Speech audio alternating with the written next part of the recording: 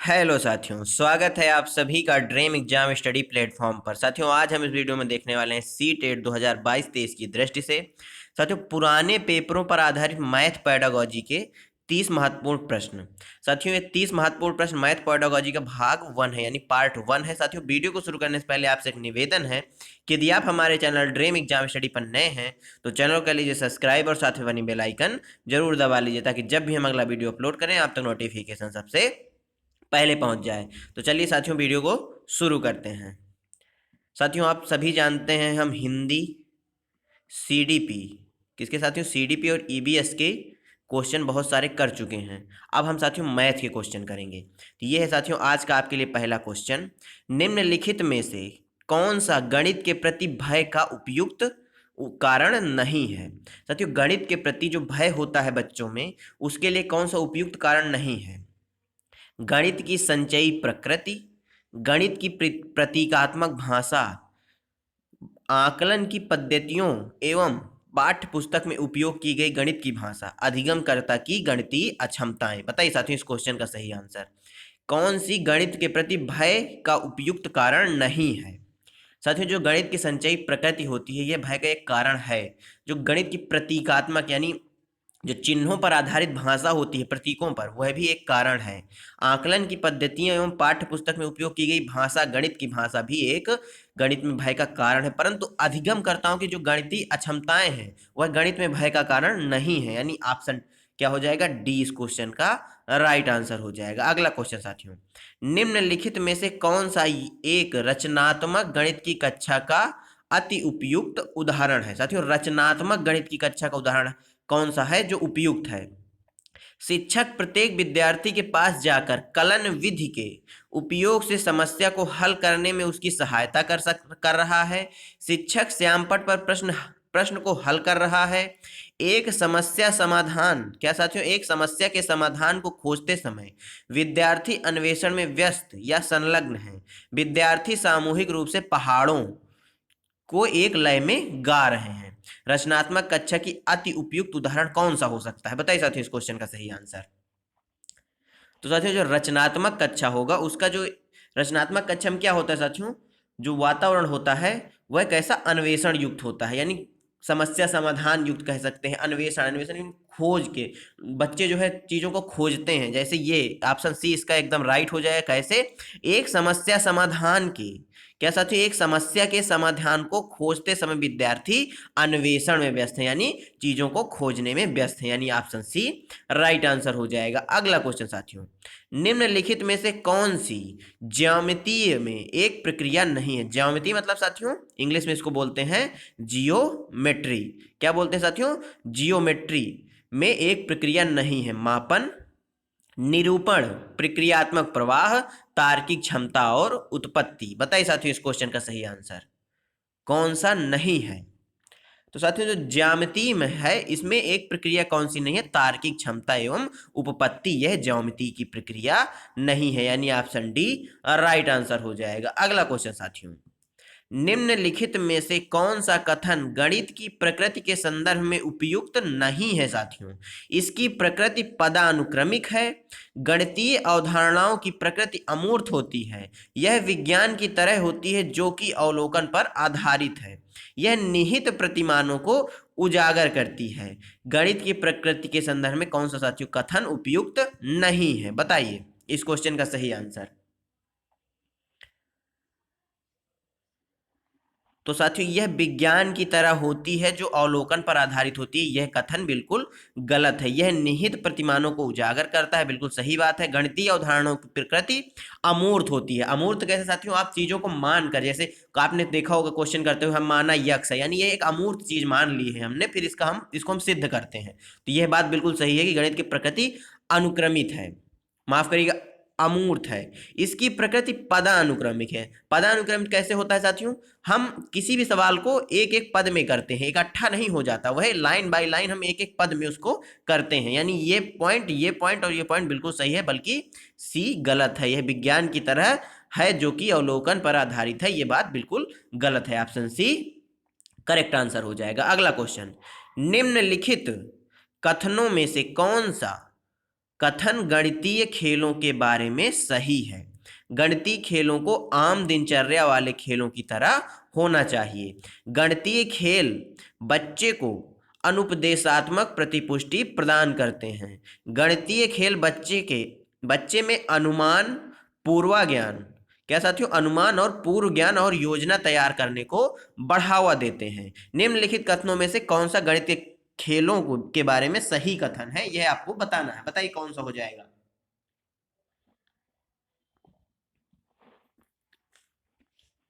तो साथियों option B और सी यानी ऑप्शन 1 इस क्वेश्चन का राइट आंसर हो जाएगा। ऑप्शन ए कैसे, गणितीय जो खेल होते हैं वो अनुपदेशनात्मक प्रतिपुष्टि प्रदान करते हैं। गणितीय खेल बच्चे के अनुमान, पूर्व ज्ञान और योजना तैयार करने को बढ़ावा देते हैं। ये दोनों पॉइंट बिल्कुल सही हैं, यानी ऑप्शन 1 इस क्वेश्चन का राइट आंसर हो जाएगा, बी और सी। अगला क्वेश्चन साथियों, राष्ट्रीय पाठ्यचर्या रूपरेखा 2005 के अनुसार प्राथमिक कक्षाओं में गणित पाठ्यचर्या होनी चाहिए। साथियों जो राष्ट्रीय पाठ्यचर्या है यानी एनसीएफ हमारा 2005 है, उसके अनुसार प्राथमिक कक्षाओं में गणित की पाठ्यचर्या कैसी होनी चाहिए?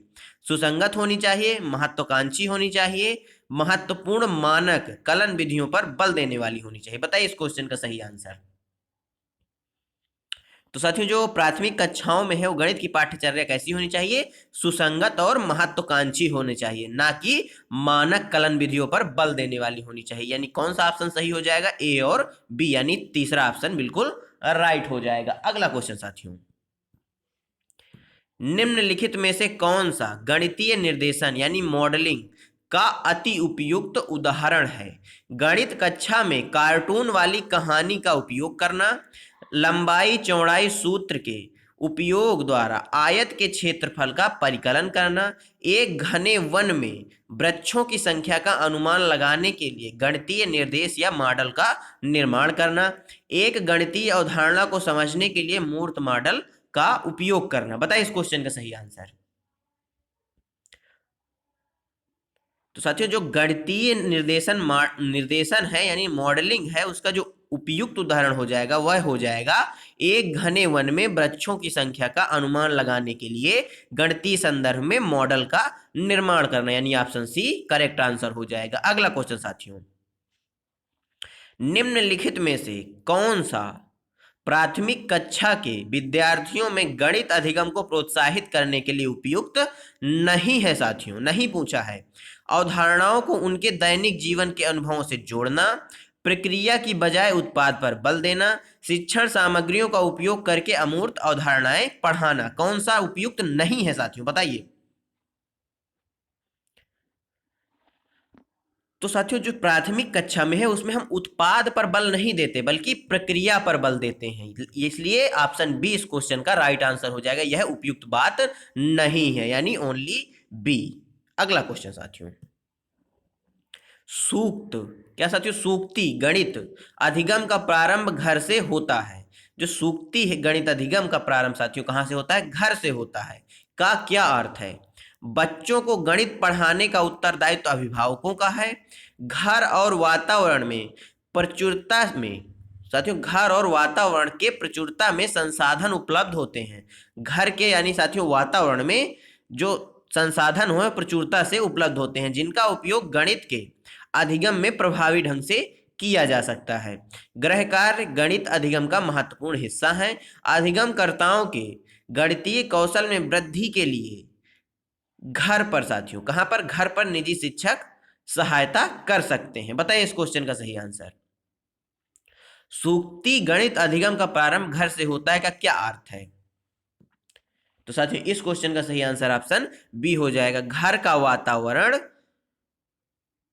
साथियों, घर का वातावरण प्रचुरता में संसाधन उपलब्ध होते हैं, यानी घर के वातावरण में, घर और वातावरण में प्रचुरता में संसाधन उपलब्ध होते हैं, यानी अधिक मात्रा में संसाधन घर और वातावरण में उपलब्ध होते हैं, जिनका उपयोग गणित के अधिगम में प्रभावी ढंग से किया जा सकता है, यानी ऑप्शन बी राइट आंसर हो जाएगा। अगला क्वेश्चन साथियों, एक समोसे को देखकर एक बच्चा उसे त्रिभुज कहता है। वैन हैले के ज्यामितीय विकास के सिद्धांत के अनुसार वह बच्चा ज्यामितीय विवेचन के किस स्तर पर है? दृश्यीकरण, संबंध पहचानना, विश्लेषण या निगमन। बताइए साथियों इस क्वेश्चन का सही आंसर। तो साथियों इस वक्त जो बच्चा है वह दृश्य करण में है, यानी ऑप्शन ए राइट आंसर हो जाएगा। अगला क्वेश्चन साथियों, निम्नलिखित में से कौन सा सही है, कौन सा कथन सही है? प्राथमिक कक्षा के छात्रों में मानसिक परिकलन कौशल के विकास को प्रोत्साहन दिया जाना चाहिए। केवल ड्रिल और अभ्यास के द्वारा मानसिक परिकलन कौशल को सुधारा जा सकता है। मानसिक परिकलन कौशल प्रश्न को हल करने के लिए औपचारिक और अनौपचारिक रणनीतियों के प्रयोग को प्रोत्साहित करता है। बताइए इस क्वेश्चन का सही आंसर। तो इस क्वेश्चन का सही आंसर क्या हो जाएगा साथियों? ऑप्शन ए हो जाएगा और सी, ऑप्शन ए और सी यानी पहला वाला ऑप्शन बिल्कुल राइट हो जाएगा। अगला क्वेश्चन साथियों, निम्नलिखित में से कौन सी ज्यामिति यानी ज्योमेट्री की महत्वपूर्ण प्रक्रियाएं हैं? दृश्यीकरण, पक्षांतरण और रूपांतरण। A and B, only B, A and C और ओनली सी। बताइए साथियों इस क्वेश्चन का सही आंसर।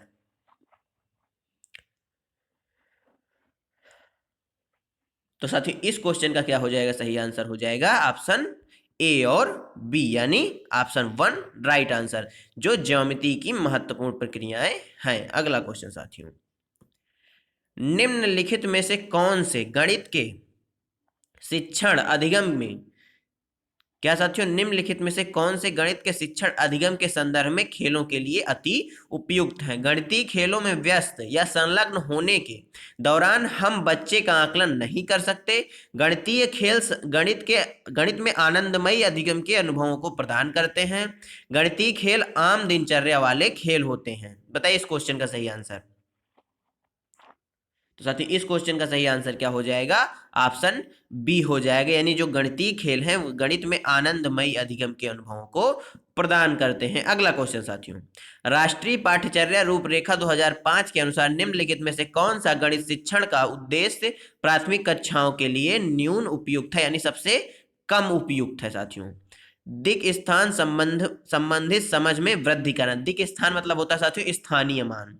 गणित के प्रति रुचि को पोषित करना, वास्तविक जीवन के अनुभवों को गणित से जोड़ना, विजीय चिंतन की कुशलता को विकसित करना। बताइए साथियों इस क्वेश्चन का सही आंसर सबसे कम उपयुक्त कौन सा हो सकता है?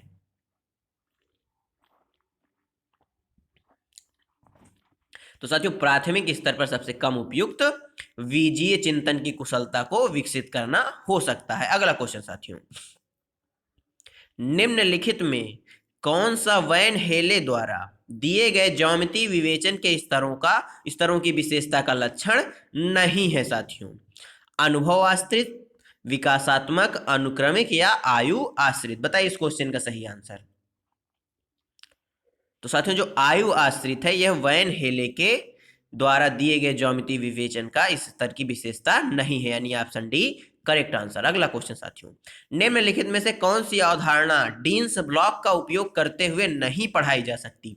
साथियों डीन्स ब्लॉक्स का मतलब इस तरह के बक्से टाइप में बनाए जाते हैं, वो डीन्स ब्लॉक्स कहलाते हैं। प्रायिकता, स्थानीय मान, संख्याओं का योग, एक अंक वाली संख्याओं का गुणन। बताइए साथियों इस क्वेश्चन का सही आंसर। तो साथियों जो प्रायिकता है उसको डिंग्स ब्लॉक का उपयोग करते हुए नहीं पढ़ाया जा सकता, यानी ऑप्शन ए करेक्ट आंसर हो जाएगा। अगला क्वेश्चन, निम्नलिखित में से कौन सा या से बच्चों में पूर्व संख्या यानी प्री नंबर की अवधारणाओं के निर्माण से संबंधित है? एकैकिक संगीत, पदानुक्रमिक समावेश या माप। बताइए साथियों इस क्वेश्चन का सही आंसर।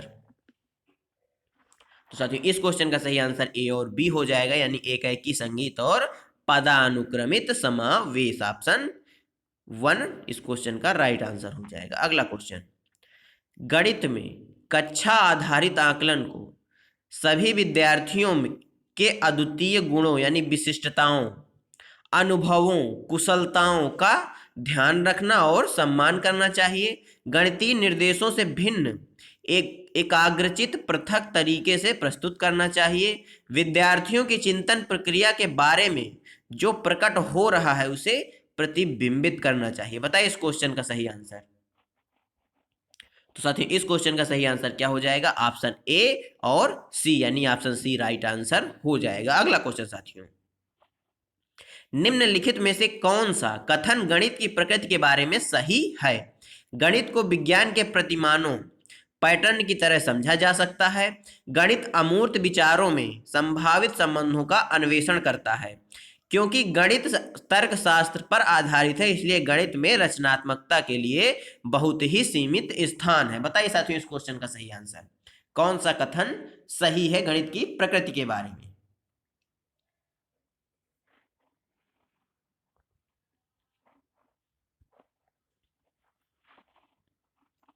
तो साथियों इस क्वेश्चन का सही आंसर ऑप्शन बी हो जाएगा, यानी गणित को विज्ञान के प्रतिमानों पैटर्न की तरह समझा जा सकता है और गणित अमूर्त विचारों में संभावित संबंधों का अन्वेषण करता है, यानी ए और बी राइट आंसर हो जाएगा। अगला क्वेश्चन साथियों, उपचारात्मक शिक्षण सबसे अधिक सहायक है उन छात्रों के लिए जो प्रतियोगी परीक्षाओं में सम्मिलित होते हैं, पाठ की पुनरावृत्ति के लिए, समस्या समाधान के शिक्षण के लिए, गणितीय संकल्पनाओं को समझने में विद्यार्थी जिन कठिनाइयों का सामना करते हैं उनको संबोधित करने और विद्यार्थियों के प्रदर्शन को सुधारने के लिए। बताइए इस क्वेश्चन का सही आंसर।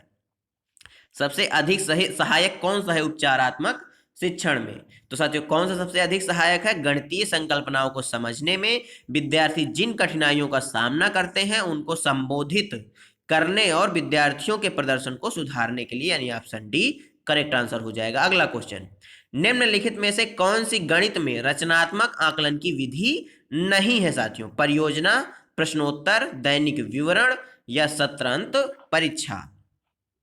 कौन सी है जो गणित के रचनात्मक आकलन की विधि नहीं हो सकती? तो साथियों जो सत्र के अंत में परीक्षा होती है यह रचनात्मक आकलन की विधि नहीं है, बल्कि किस आकलन की विधि है? योगात्मक आकलन की विधि है।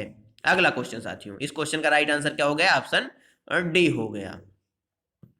स्वतः शोध, ह्यूरिस्को शब्द का अर्थ है जानना, विचार करना, अधिगम करना या खोज करना। बताइए साथियों स्वतः शोध इसका अर्थ क्या है?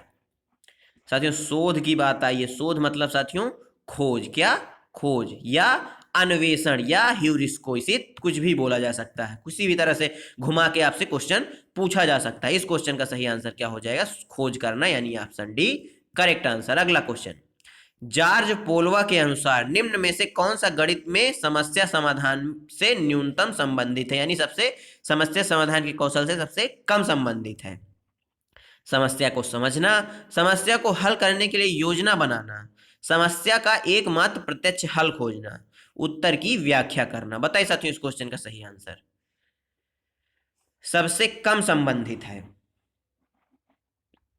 तो साथियों आप समस्या का जब हल खोजेंगे तो केवल एकमात्र प्रत्यक्ष हल नहीं खोजेंगे, बल्कि कई सारे प्रत्यक्ष हल खोजेंगे, फिर उसमें से जो सही लगेगा आपको, जिससे आसानी होगी, उस हल का आप उपयोग करेंगे, यानी ऑप्शन सी इस क्वेश्चन का राइट आंसर हो जाएगा। यह सबसे कम संबंधित है, ऑप्शन सी करेक्ट आंसर। अगला क्वेश्चन, निम्नलिखित में से किसको संख्याओं के योग तत्समक, क्या साथियों संख्याओं के योग तत्समक के रूप में उल्लेखित किया जाता है? शून्य, एक, स्वयं संख्या या संख्या का ऋणात्मक? बताइए साथियों इस क्वेश्चन का सही आंसर। तत्समक के रूप में, तो साथियों जो तत्समक के रूप में है वह शून्य को उल्लेखित किया जाता है, ऑप्शन ए करेक्ट आंसर हो जाएगा। अगला क्वेश्चन साथियों, निम्नलिखित में से कौन से क्रियाकलाप द्वारा विद्यार्थियों में त्रिविम विवेचना, दिक् स्थान संबंधी विवेचना विकसित होने की संभावना न्यूनतम है? आंकड़ों को निरूपित करने के लिए चित्रलेख खींचना, टैंग्राम पहेलियों पर कार्य करना, विभिन्न ठोस आकृतियों के नेट को पहचानना, दी गई आकृतियों में सममित अक्षों को पहचानना। बताइए साथियों इस क्वेश्चन का सही आंसर। तो साथियों इस क्वेश्चन का सही आंसर हो जाएगा आंकड़ों को निरूपित करने के लिए चित्रलेख खींचना, यह सबसे न्यूनतम है, यानी ऑप्शन ए करेक्ट आंसर हो जाएगा। अगला क्वेश्चन साथियों, 3 से 5 के गुणन का परिचय देने के लिए निम्नलिखित में से कौन सी विधि उत्तम है?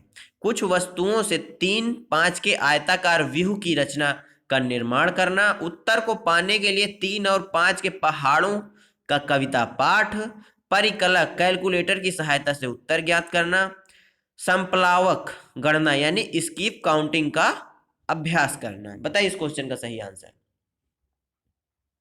तो साथियों जो सबसे उपयुक्त तरीका रहेगा वह रहेगा कुछ वस्तुओं के 3 और 5 के आयताकार व्यूह की रचना या निर्माण करना। ऑप्शन ए करेक्ट आंसर हो जाएगा। अगला क्वेश्चन, विद्यार्थियों को गणितीय संक्रियाओं पर आधारित समताओं का समाधान करना सिखाने के लिए निम्नलिखित में से कौन सा कथन संतोषजनक नहीं है? चुनी गई समस्याएं वास्तविक होनी चाहिए, छोटी संख्याओं वाले सरल उदाहरणों को पहले लेना चाहिए, विद्यार्थियों को कलन विधि या एल्गोरिदम के चरण समझाने के लिए मूर्त सामग्री की सहायता ली जा सकती है। प्रश्नों को हल करने के लिए केवल एक ऐसे प्रकार की प्रणाली पर महत्व दिया जाना चाहिए। बताइए साथियों इस क्वेश्चन का सही आंसर कौन सा संतोषजनक नहीं है? तो साथियों केवल की बात आई है, यह एक निगेटिव पॉइंट है, यानी प्रश्नों को हल करने के लिए केवल एक विशेष प्रकार की प्रणाली पर महत्व नहीं दिया जाना चाहिए, यानी ऑप्शन डी करेक्ट आंसर हो जाएगा। अगला क्वेश्चन, निम्नलिखित में से कौन सा प्राथमिक विद्यालय की पाठ्यचर्या का भाग या हिस्सा नहीं है? टेसिलेशन, भिन्न रैखिक समीकरण, नियमित द्विविमीय आकृति। बताइए साथियों इस क्वेश्चन का सही आंसर प्राथमिक विद्यालय की पाठ्यचर्या का हिस्सा नहीं है। तो साथियों कौन सा नहीं है? रैखिक समीकरण प्राथमिक विद्यालय की पाठ्यचर्या का हिस्सा नहीं है। ऑप्शन सी राइट आंसर हो जाएगा। अगला क्वेश्चन साथियों, निम्नलिखित में से कौन सा गणित की प्रकृति के बारे में सही नहीं है? गणितीय संकल्पनाएं पदानुक्रम के अनुसार होनी चाहिए, गणित आगमनिक विवेचन पर आधारित है, गणितीय कल्पनाएं प्रकृति में अमूर्त हैं, गणित का अपना चिन्हों, शब्दों और भाषा का समुच्चय है। कौन सा सही नहीं है गणित की प्रकृति के बारे में? बताइए इस क्वेश्चन का सही आंसर। तो साथियों जो गणित आगमनिक विवेचन पर आधारित नहीं है, यानी ऑप्शन बी राइट आंसर है, बल्कि यह निगमनात्मक विवेचन पर आधारित है। अगला क्वेश्चन साथियों, निम्नलिखित में से कौन सा विद्यार्थियों में समस्या समाधान की क्षमता में वृद्धि करेगा? पाठ्य पुस्तक में हल किए हुए उदाहरणों पर आधारित प्रश्न हल करना, चित्रों, चिन्हों, रेखा चित्रों आदि द्वारा गणितीय परिस्थितियों प्रश्नों को निरूपित करके प्रश्नों को हल करना, मैथ की कार्य पुस्तिका में दिए गए प्रश्नों को हल करना, औपचारिक एल्गोरिदम का उपयोग करके समस्याओं को हल करने पर जोर देना। बताइए साथियों इस क्वेश्चन का सही आंसर कौन सा है जो साथियों समस्या समाधान की क्षमता की वृद्धि करेगा? तो साथियों चित्रों, चिन्हों, रेखा चित्रों आदि द्वारा गणितीय परिस्थितियों प्रश्नों को निरूपित करके प्रश्नों को हल करना, यानी ऑप्शन बी राइट आंसर हो जाएगा। अगला क्वेश्चन साथियों, आज के 30 क्वेश्चन यहीं समाप्त होते हैं। धन्यवाद आप सभी का हमारे साथ जुड़े रहने के लिए। आज के 30 क्वेश्चन आपको कैसे लगे हमें कमेंट बॉक्स में जरूर बताइएगा। मिलते हैं साथियों आपसे अगले वीडियो में, तब तक के लिए जय हिंद, जय भारत। अपना और अपनों का ख्याल रखिए, सभी का सम्मान करिए।